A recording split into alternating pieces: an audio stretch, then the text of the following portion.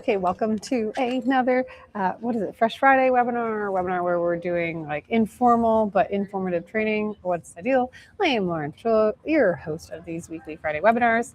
Today is going to be all about creative diversification, and I'm super excited for those that are able to join, whether you're joining live or watching in the replay. We do have a chat that we'll be able to participate through.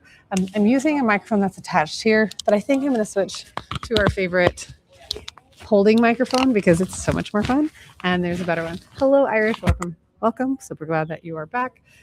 Today, oh, look at this, how it's working. I don't know, I like it. It's my favorite pink one. Yay. It is your favorite bay. And hello, Guam, Sammy. Super excited that you're here. Creative diversification. Creative diversification is also one of my favorites because each time that we do this, it changes, it evolves, and this is the piece that helps make all of your Facebook ads work. When we're talking about creative diversification, we're talking about the importance of making that your paid media as effective as possible. It's the most fun in marketing, in my opinion, right now, and it's a chance for you to build creatives that make the most sense. Now, I am calling from a very different location. Welcome to Sanford.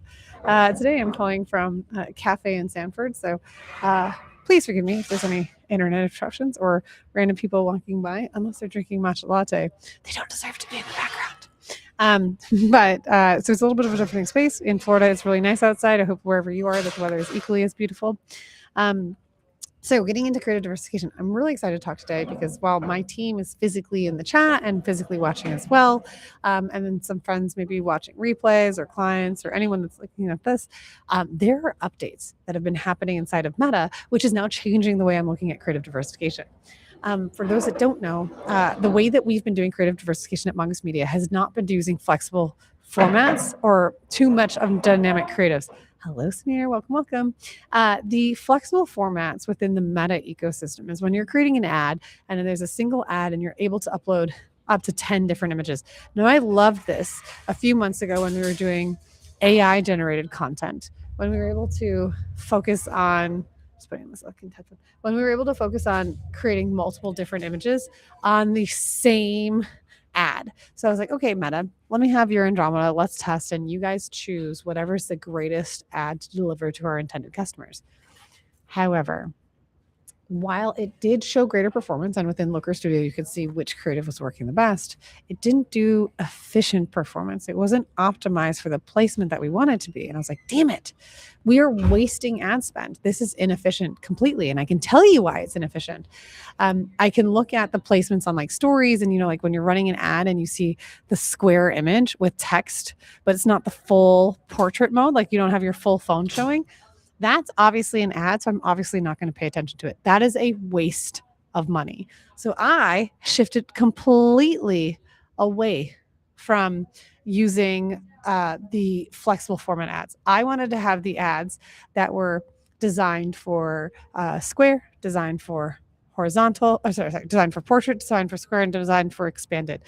Actually, I'm happy to even show you how we do it at Mongoose Media. So I'm going to ask Heather if you can queue up in the background the graveyard example from our Mongoose Media Google site, so we can say like, hey, this is what it looks like. But I just want to share the screen and like how like we started doing away from the flexible format ad. So the way that we've done creative diversification is making our ads. We could do static, we could do carousel, or we could do video, because those are three different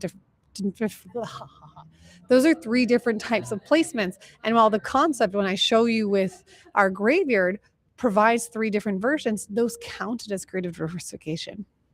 Man, I am going to be stumbling on that word today. If you have water, make it a drinking game. Every time I mispronounce creative diversification, take a shot of water, keep yourself hydrated while I have my lisp stumble. Thank you, Heather. And you can always just message Sammy inside of Slack if you don't have it, super handy. The purpose of flexible format was to allow AI to deliver the best.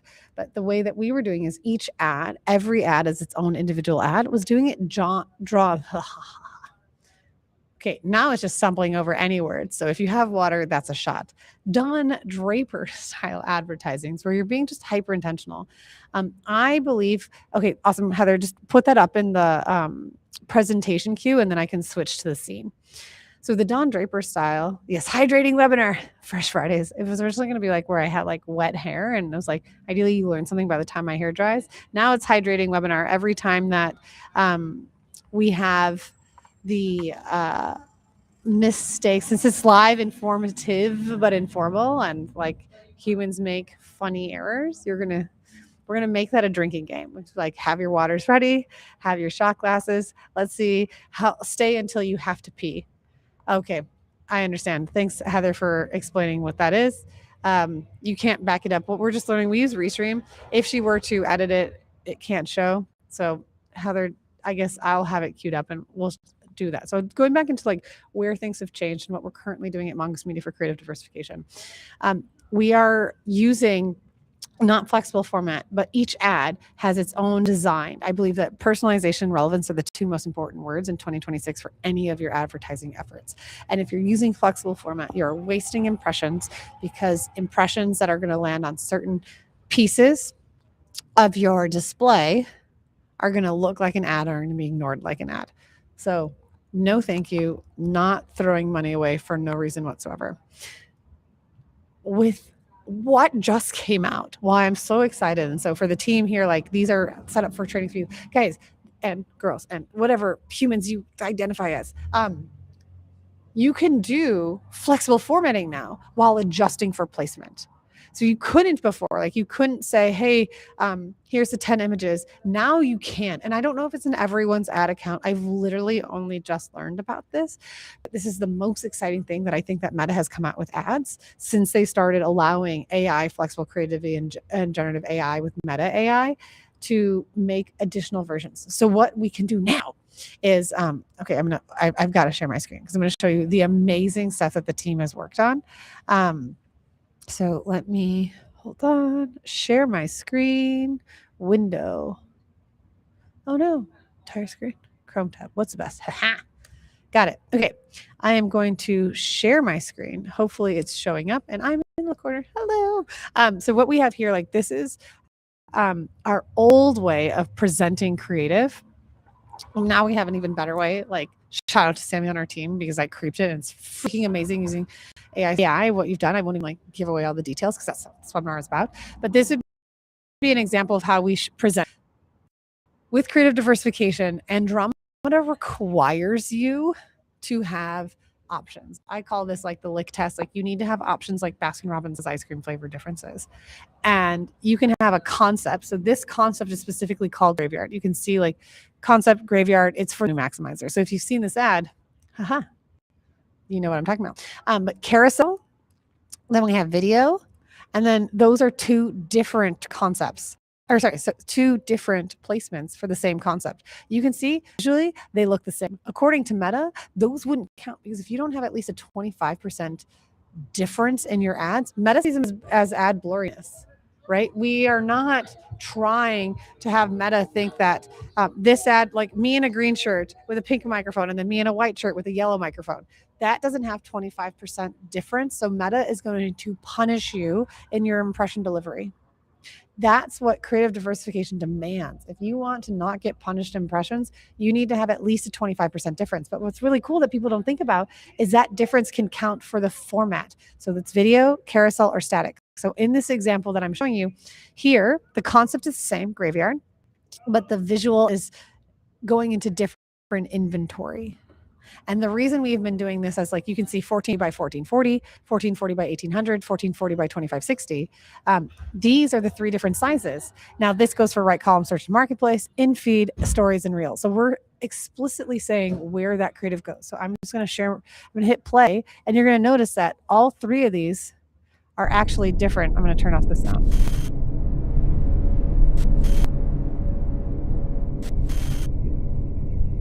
So practically identical, slightly different. Why? Because it's tailored to the different locations it's on. So in feed, we actually like that there's no words. In feeds for for your Instagram feed, your Facebook feed, and we like standing out by fitting in.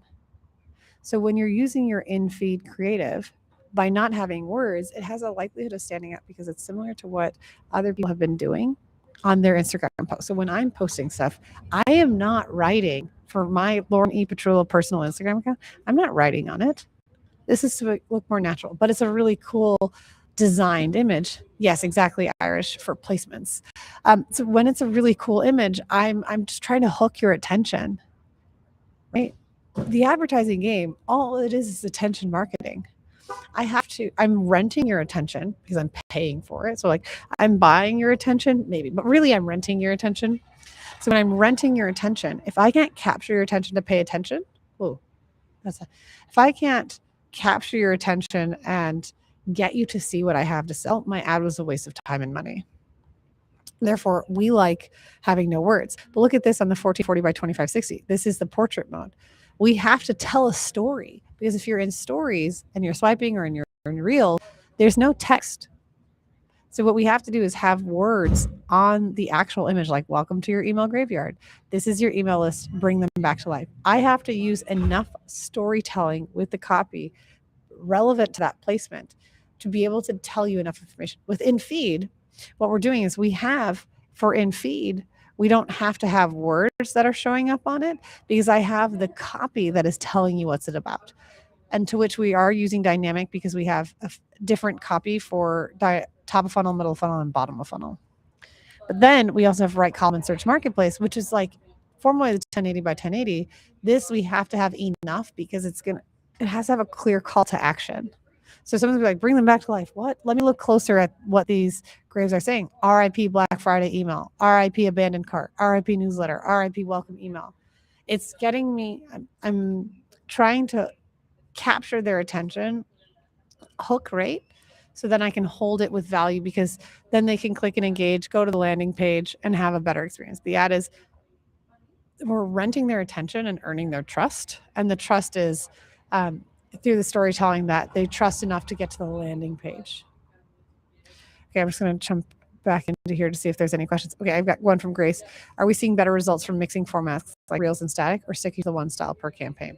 That's a really good question. So mixing the formats like Reels and static, the other one is Carousel. We're seeing really good results right now for carousels. It's an inventory, so I'll share it on this one screen, that most people aren't utilizing. It delivers a lot of high click-through rate. So for Meta, you have all these signals. If I can get you to engage with my content, I'm sending signals to Meta that I want to know more. I want to know more. I want to know more. Think about you going into a pool. I got my toe into the pool. Now I got my ankle into the pool. Now I'm shin deep. Now I've got past my knees. Now I've got past my hips. As soon as I get past the belly button, the only thing that's missing is submerging myself fully under.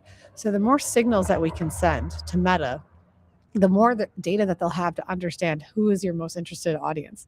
So with a carousel, like I'm going to click and click and click and click. So carousels as a placement are doing really, really well because it's allowing you to do deeper storytelling than just static. Statics, typically, the burden of resources has been on video creation. Statics, you can go into Canva, you can go into Nano Banana and create an ad relatively quickly.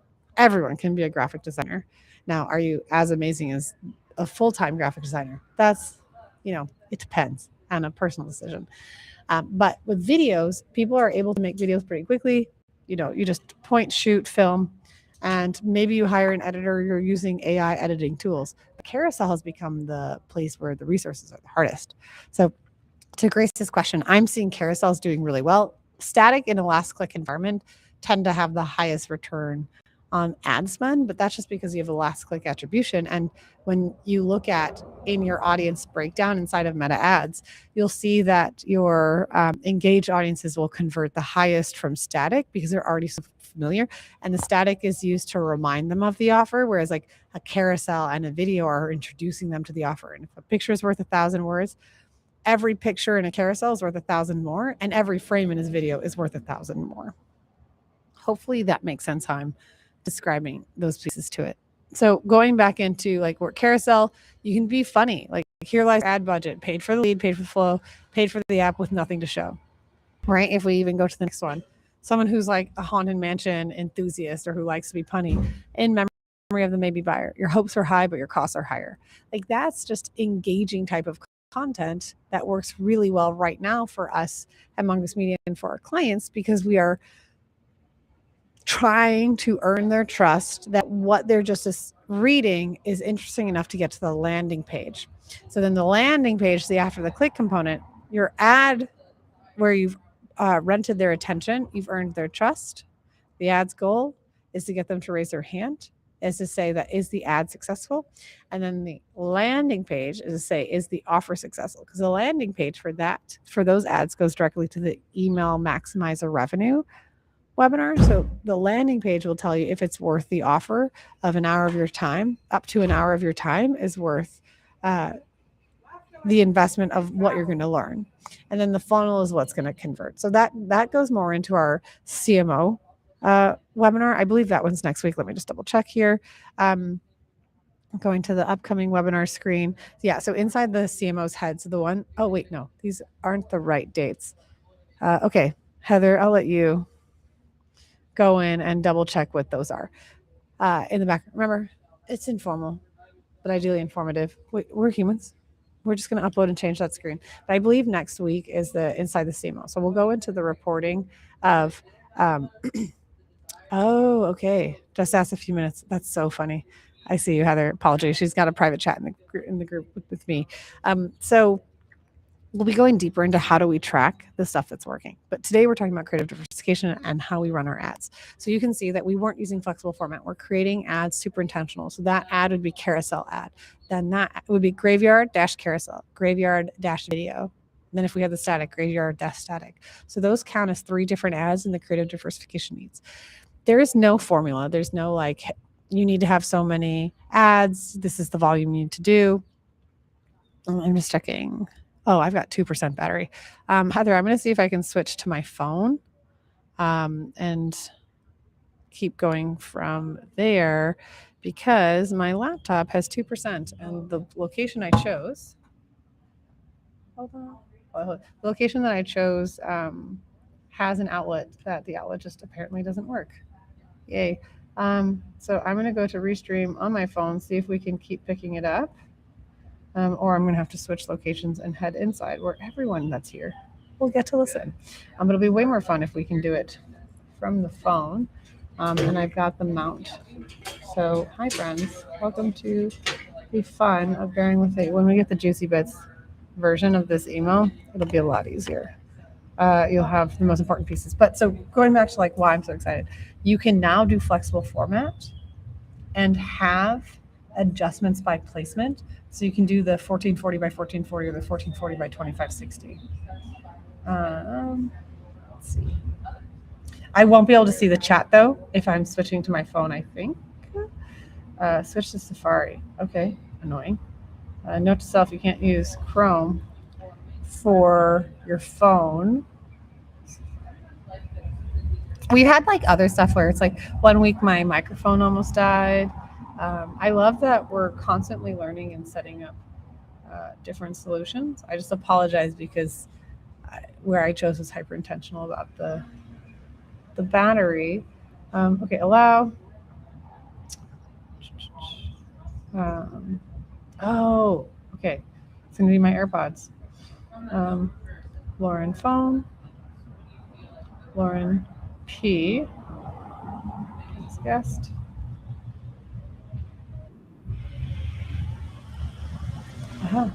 Or Heather confirm. Okay, we can see the 2. I just want to flip the. Oh, maybe. We're figuring this out as we go. Remember, informal, but ideally informative. So, let's see.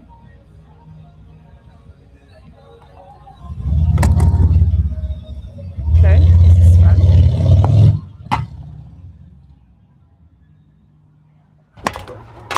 Okay, we switched, Heather.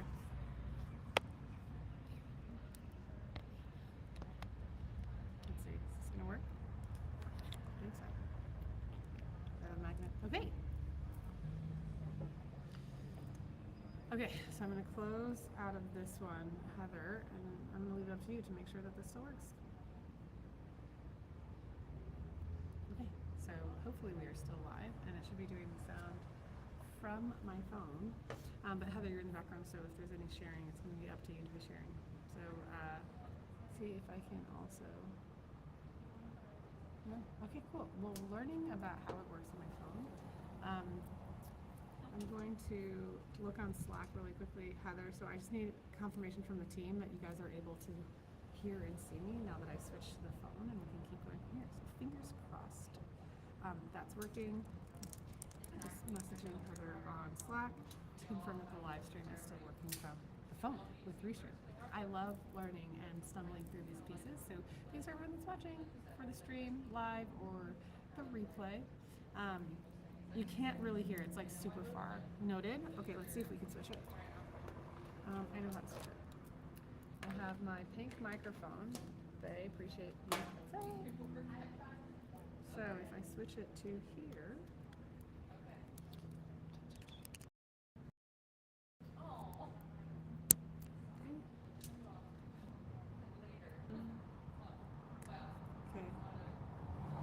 Microphone.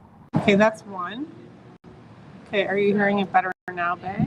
Better. Okay. Ooh. Okay, Heather has immediately said that it's better. So a little too strong now. Okay, I'll just keep the phone a little bit away from it while we have like T-minus 5 minutes left of my computer's. But you can hear me. Okay. You'll also maybe have to adjust your sound to increase it or up. It's like, okay, amazing. They have confirmed. Okay, let's go back to like the exciting changes for creative diversification. So like what I was showing you, like having the different placements that are hyper relevant for the channel that you're on. Okay, taking it more. It's not ideally what I want to. Just, is it the microphone? Testing? Or is it just actually, I don't know. Let me know if it, no, actually, okay. You're not hearing the taps. That's super weird. Yeah, okay, let's see if there's one more way. I don't know why it's not picking up this microphone. I'm gonna try one more time. But it's using my iPhone microphone versus the AirPods. I'm just returning on the Rode pink mic. You can hear it much better. Okay, doesn't work. It is what it is. So, with the flexible format, now we can add different ads into the same flexible format. So I'm really excited. So we have like email revenue. Like I like having at least 6 different ads per product. And what I was trying to say earlier is there's no like rule, rhyme, or demand. The creative, like I like always having at least 6 different creatives per asset. So the way that in Mongoose Media that we have our ads campaign for the webinar is we have each webinar essentially has its own ad set because it's different audiences. People that are interested in email, people that are interested in creative diversification. All those don't actually change very much. But now what I want to test is if we have all of our webinars in a broad audience, and then we have a single ad for email revenue maximizer, and then we have 6 different concepts. Plus each concept can have up to 3 different placements. So that's carousel, that's video, that's static. But what I can do is make only for, I think it's for static. So this is like, it's so brand new, like we haven't even tested it yet. But I can have in a broad audience, email revenue maximizer video ad. And then I can have all 6 concepts with their adjusted placements competing against each other so that we can take advantage of meta delivering the best ad according to that user. And then I can have 1 ad for email revenue maximizer videos. Ideally, also 1 ad for video maximizer status. Carousels, I doubt this is going to come through. So there would still be like email revenue maximizer graveyard carousel. But like we can now have all 6 concepts against each other with their optimized placements for static and hopefully video as well. And maybe you'll even be able to have like video and static mixed through. That's another good test. Okay, hey, like team, let's write that down as an additional test if we have statics and videos competing against each other. But it's just making all of the creatives that we have for the product there. And what's the best part of this, guys? The best part of this is not only can you have relevant placements, you can have relevant landing pages. So if we're going to someone that's going to an email revenue maximizer about Graveyard, we can have that landing page where it has synchronicity of the campaign. So the creative, the copy for the ad is about the Graveyard, and so is the landing page. So it's just creating more personalization and relevancy with all the creative that we're doing. To me, this is the most exciting update that we haven't tested because I literally just learned about this, and I can't wait to see how that affects. I'm just updating, seeing if I can get this brighter. No? Okay.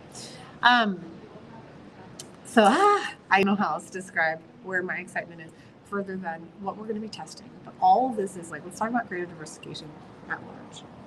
Having diversity of ads and the placements, because it's different inventory, allows Andromeda, the ad retrieval engine behind Meta, to pick and choose what is the most important creative that is going to lead to the highest likelihood of conversion.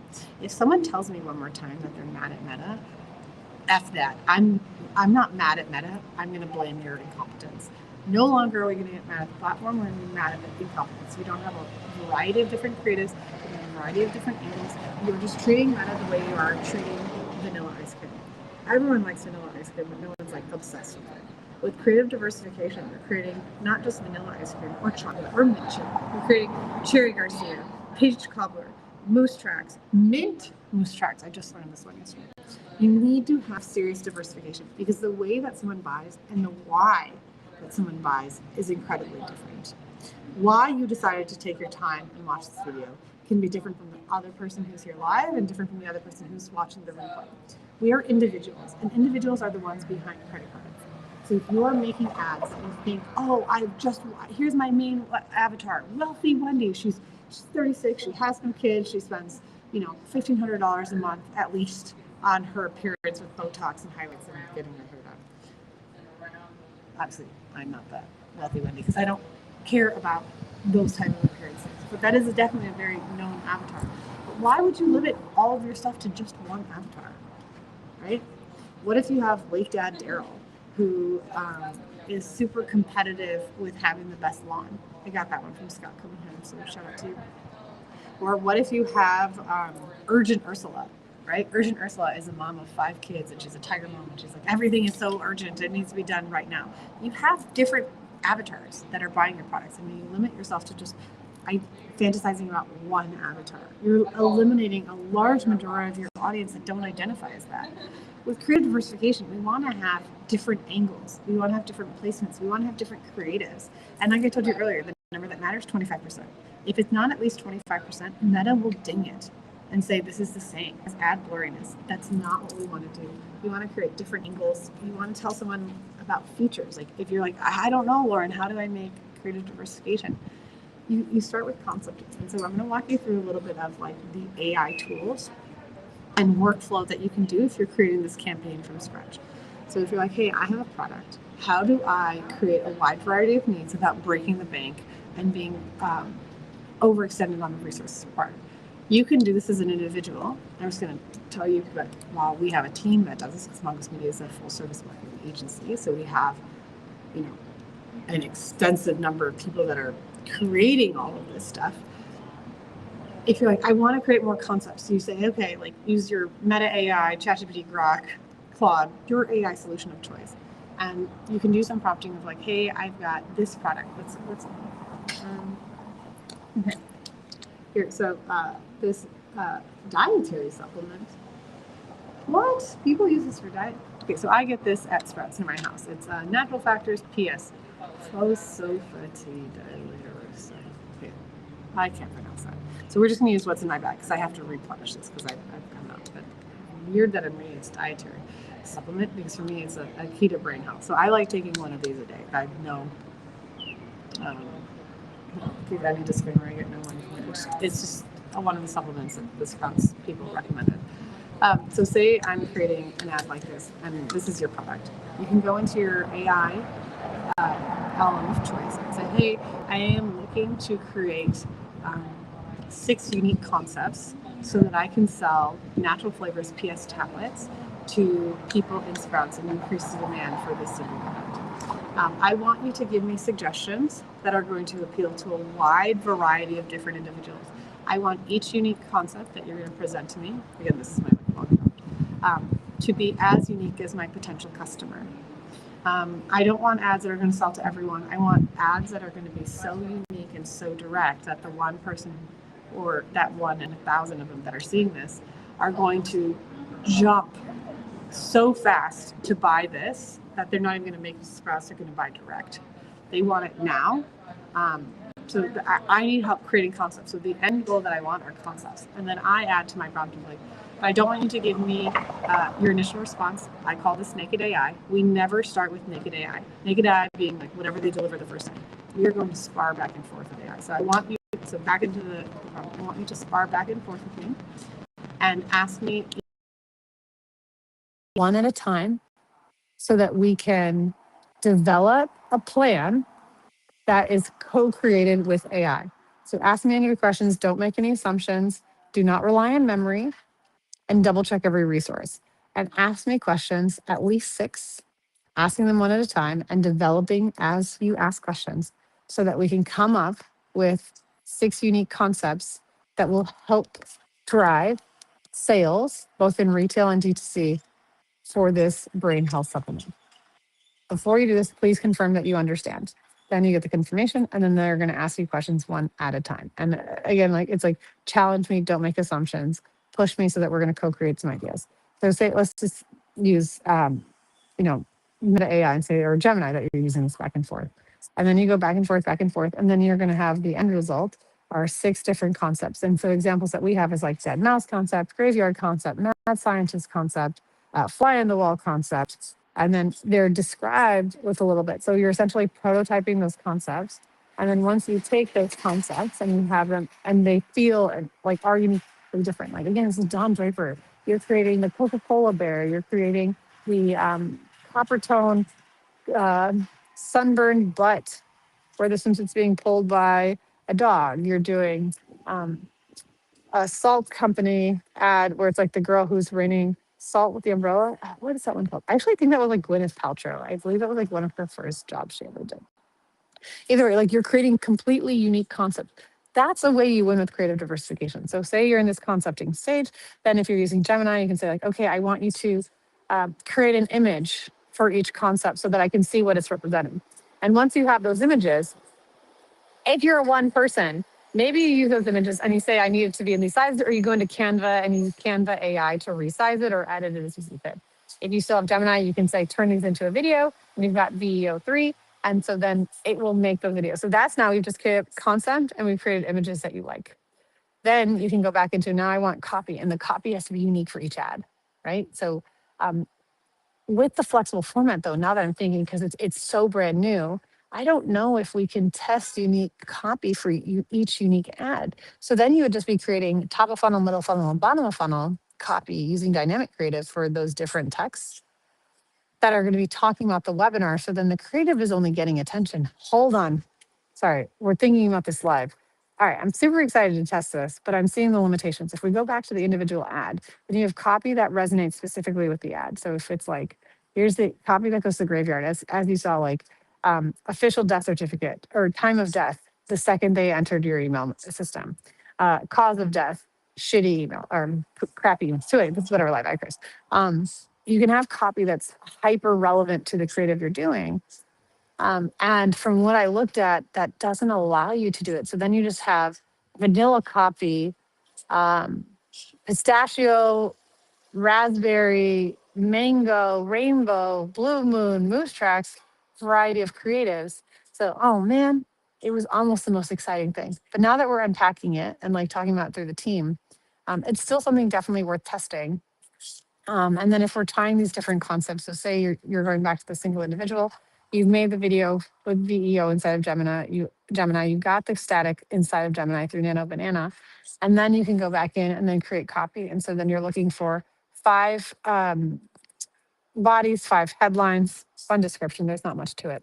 And then to which you can upload. Now, if you want to go even deeper and have like unique landing pages, the landing pages will allow you to switch and you can use like a Lovable or a Manus AI and then build really quick landing pages. So those are, I mentioned, we use Canva AI. You can use Gemini or Chat or whatever your LLM of choice is. I'm using Gemini.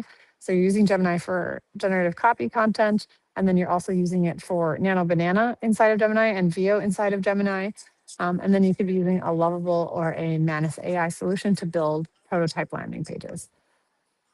Whew, that's a lot. But isn't it cool? Like when we're creating all these different unique concepts, and again, thinking of them as different ice creams, it's the lick test. We've talked about this on previous webinars where when you think about yourself, like what's your favorite ice cream? And then ask your partner what's their favorite ice cream, and ask your best friend what's your favorite ice cream, and ask your mom or father or mother-like figure in your life, what's their favorite flavor of ice cream? Typically, you're seeing a lot of different flavors. And that's how we need to start advertising. That's what creative diversification is. How might we make different flavors of ads? so that the individual who likes pistachio is like, oh my gosh, you have pistachio, I'm going to order it right away. Gets an ad that aligns with what their needs are. My friend Richard came up with this really great idea. Is like, we all have different love languages, right? Is your is it an act of service? Is it gifts? Is it physical touch? Is it whatever the other ones are? Wait, touch, service, gifts, whatever. But I'm sure there are more. Unfortunately, I don't know how to see the comments. And oh wait, maybe I can. Oh, sound like a monkey. I think I can see the comments. Oh, come on, give it to me. Maybe? No. All right, Heather, that's going to come on to you. If you see a comment, you got to pin it to the screen. And that way, I should be able to see if there's more that's coming to it, because from the phone, Restream doesn't have that really well set up.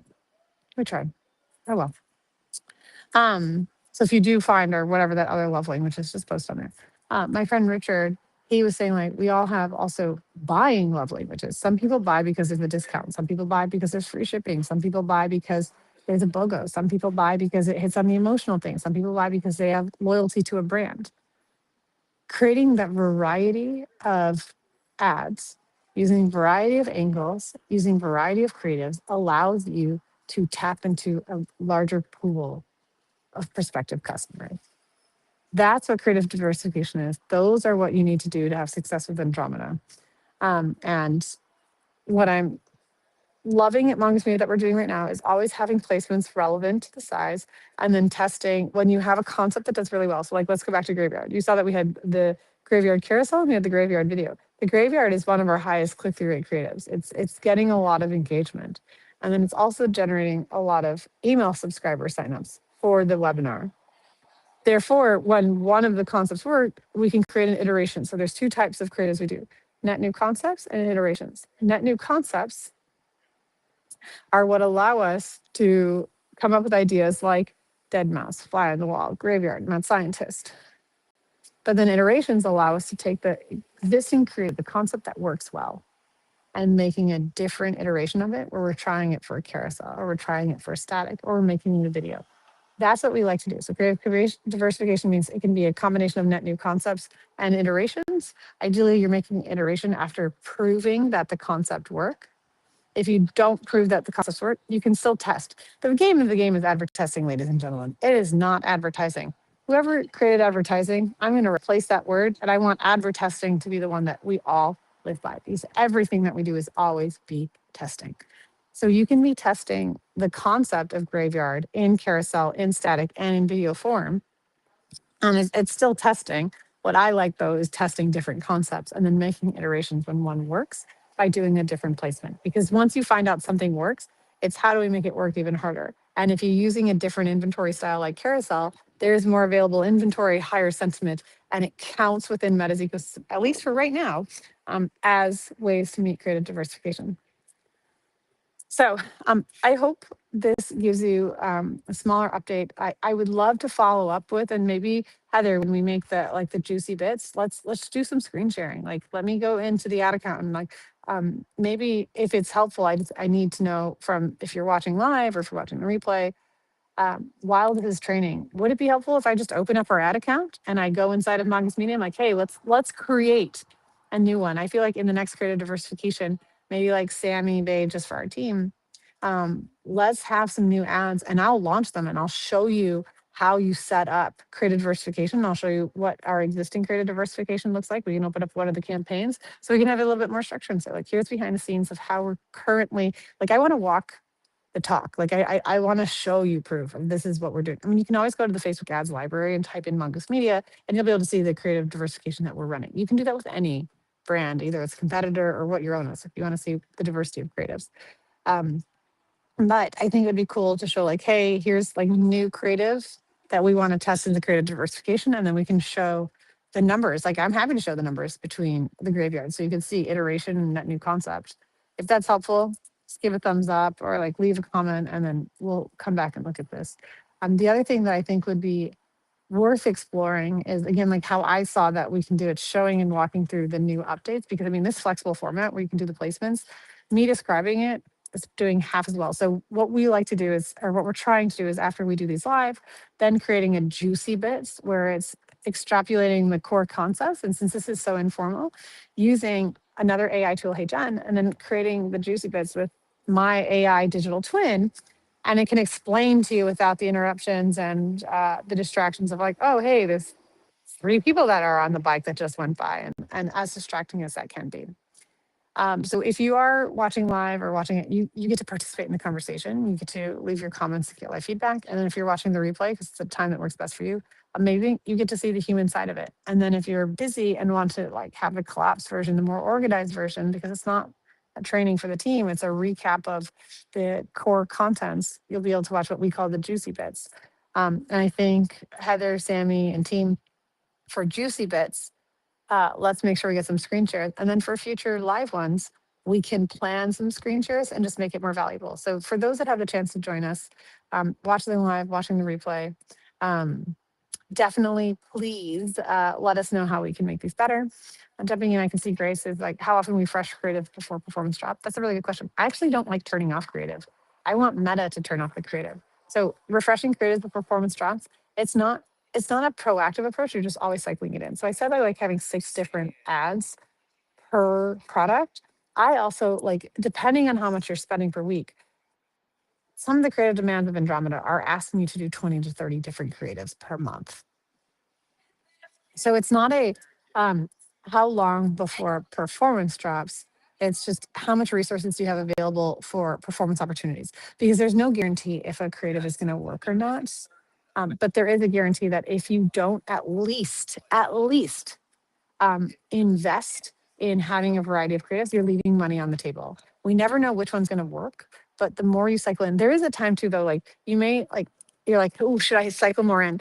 If your campaigns are working and if the creatives are performing, I would actually pause before cycling in. So I'll have an abundance of creatives to do in, because when you see performance drop, then we might cycle it in. When you're saying how often can we refresh before creative performance drops, it's there's no like time frame, but when performance drops, that's when you cycle in new creatives. If you are like running and you have like maybe say only 18 ads, don't cycle those in. But when you see performance drop, you just need to always have creative on standby. Because once you start to see a decline, and the decline for if the ad is hook rate, sentiment rate, hold rate, was see more rate, all of that stuff, that's where we need to start looking at. So hopefully that's the only other question that we have. I love all the ways that we're following into learning. It's almost like I feel like when we should make some content where it's like, hey, here's all the things that we've stumbled through. I think it's probably like webinar 15. We're getting close to our 20th live one. And each time we make a mistake, I'm like, oh, cool, it's a new mistake that we learn from. And this is the first time I think we're bringing Facebook in for the year 2026. I think it's going to our Mongoose Media Facebook page. So that's super exciting. And I just appreciate the raw and formal energy that we get to do. I enjoyed coming onto these. Just know future self, what I will bring in my travel backpack is going to be a portable battery, because can't rely on outlets that you sit next to. So thank you everyone for jumping in. I hope you have a wonderful rest of your week. And now, Heather, I'm going to have you figure out how to end the live, because I don't know how to, and I want to figure dance out as what I usually do. So, oh my gosh, I don't even know. I can't scroll in. All right, I give up. So Heather, I'm leaving it up to you. Hit the cancel. Here's my finger dancing out. This will be really funny if you don't